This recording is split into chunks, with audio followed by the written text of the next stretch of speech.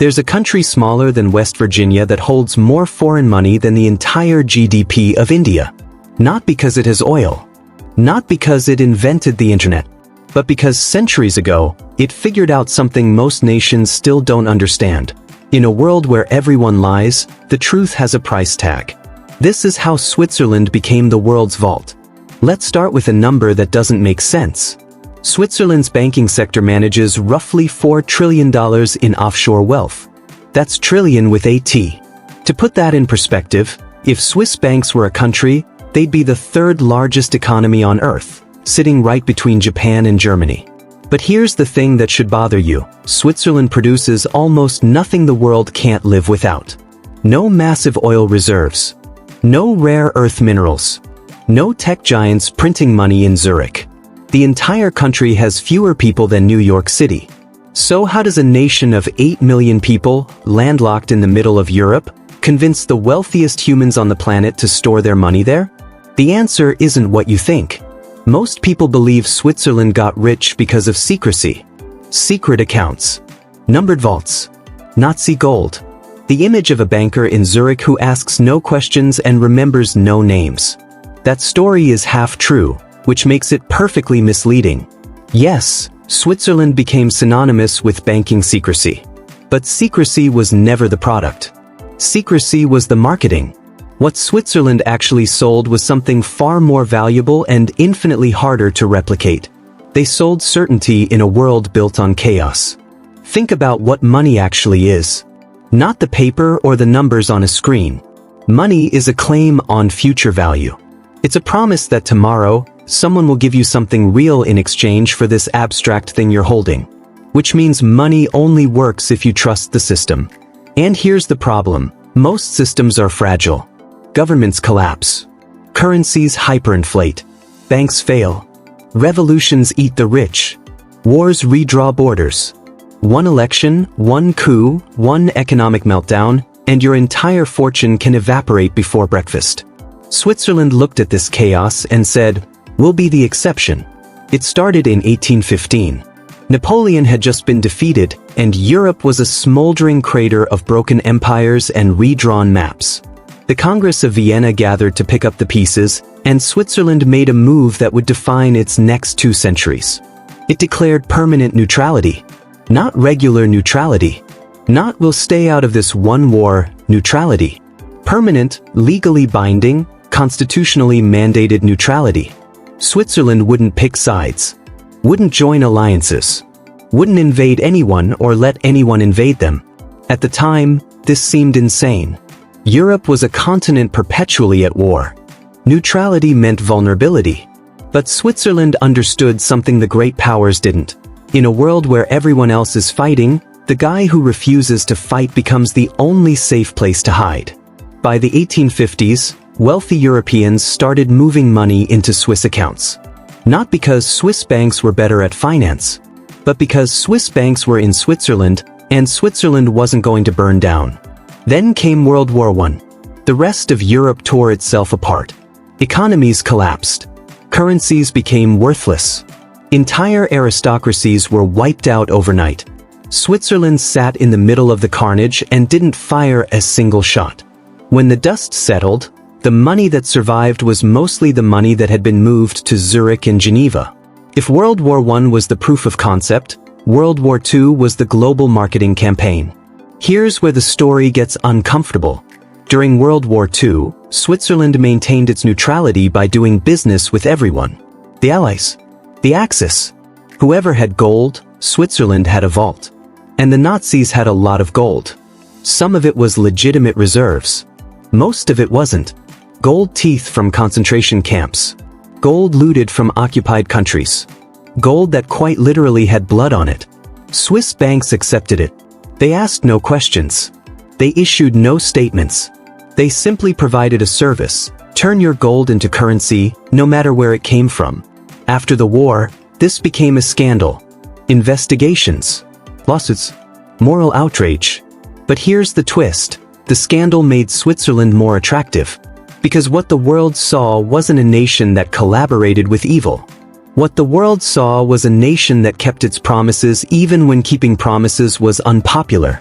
If Swiss banks would protect Nazi gold during a war where the Nazis were losing, imagine what they'd do for your money during peacetime. The moral rot became proof of reliability. By the 1950s, Switzerland wasn't just a tax haven. It was the tax haven, the standard, the blueprint every other offshore jurisdiction would try and fail to copy. So what's the actual mechanism here? How does this work in practice? Let's say you're wealthy, not rich, wealthy. The kind of money that gets attention from governments. You live in a country with high taxes, or political instability, or both. Maybe you're a CEO who wants to avoid capital gains. Maybe you're a dictator looking to park embezzled funds. Maybe you're just someone who doesn't trust their government not to collapse or confiscate assets. You open an account in Switzerland. Step 1. Secrecy. Until recently, Swiss law made it a crime for bankers to reveal client information. Not just a civil offense. A crime. Bankers could go to jail for talking. Step 2. Stability. Switzerland has the oldest democracy in Europe that's never been overthrown. Its currency, the Swiss franc, is one of the most stable on earth. Inflation is low. Debt is manageable. The government doesn't gamble with the economy. Step 3. Neutrality. Switzerland doesn't take sides in conflicts. It doesn't freeze assets because of geopolitical drama. Your money isn't a pawn in someone else's chess game. Step 4. Expertise. Swiss banks don't just store wealth. They manage it, invest it, grow it. They've been doing this longer than anyone else, and they're extraordinarily good at it. Put it all together, and you get a system where the ultra-wealthy can park enormous sums with near zero risk. The fees are high, absurdly high. But when you're protecting $1 billion, a 1% management fee is a bargain. Now here's the part that breaks the fairy tale. For most of the 20th century, Switzerland's banking secrecy was impenetrable. But empires don't fall from outside pressure. They erode from within. In 2008, everything changed. The global financial crisis hit, and suddenly governments were desperate for revenue. Tax evasion stopped being a victimless crime and started being a national security issue. The United States went nuclear. They passed a law called FATCA, the Foreign Account Tax Compliance Act, which essentially said, if you're an American with money overseas, we will find you, and if you're a bank hiding American money, we will destroy you. Switzerland resisted. Then the U.S. Justice Department indicted Credit Suisse and threatened to revoke their license to operate in America. Switzerland blinked. In 2014, Switzerland agreed to automatic information exchange. The secrecy was over. Not entirely, but enough. For the first time in 2 centuries, Swiss banks started handing over client data to foreign governments. The gold rush was over. Except it wasn't. Because here's the thing about trust. Once you build it, it's almost impossible to kill. Yes, Swiss banking secrecy is gone. Yes, the days of numbered accounts and no questions asked are finished. But Switzerland is still the world's largest offshore financial center. $4 trillion didn't disappear. It just adapted. Modern Swiss banking isn't about hiding money anymore. It's about managing it better than anyone else. It's about political stability in an unstable world. It's about being the one country that won't nationalize your assets or freeze your accounts because of a Twitter war between presidents. The product evolved, but the brand stayed the same. Switzerland still sells trust. It's just a different flavor now. Legal trust instead of secret trust. And in a world where everything feels like it's unraveling, where currencies are experimental, where governments are fragile, where one bad election can upend everything, that trust is still worth paying for. So what's the lesson here? Switzerland didn't get rich by being better at finance. It got rich by being predictable in an unpredictable world. It didn't have the best economy. It had the most boring one. And boring, it turns out, is worth trillions. But here's the unresolved question that should keep you up at night. What happens when trust becomes the most valuable commodity on Earth, and only one country knows how to sell it? What happens when the ultra-wealthy can simply opt out of the countries they live in, moving their money to a place that offers stability the rest of us can't access? Switzerland didn't just build a banking system. It built a refuge for capital that exists outside the social contract.